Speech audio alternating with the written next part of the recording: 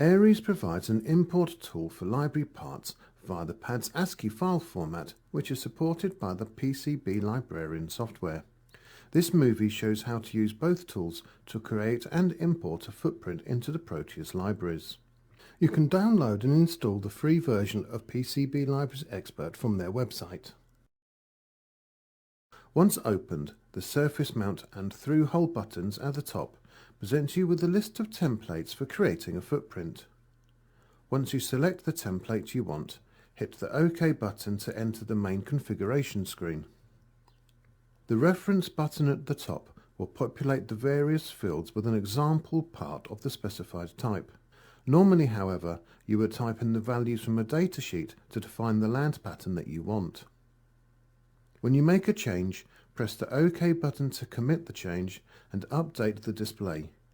You cannot build the part with uncommitted changes. When you are finished, press the Build button and select the Proteus translator. For older versions of PCB libraries, you can choose a translator that supports PAD's ASCII output.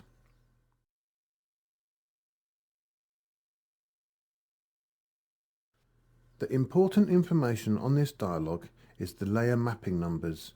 These identify which content belong on which layer and will need to be matched on the import side to the layer in Proteus.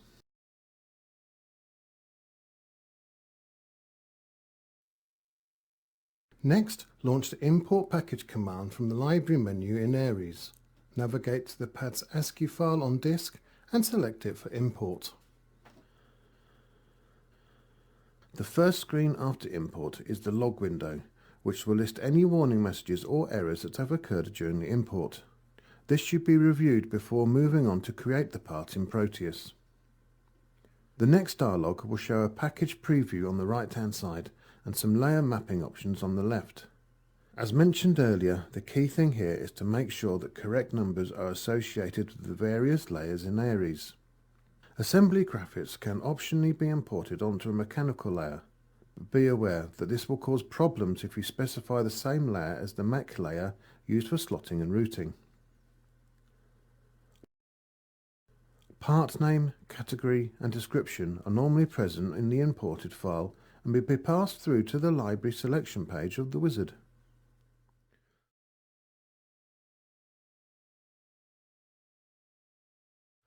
Once created, we can place the part to view and examine the solder mask and paste mask via the sliders on Display Options dialog.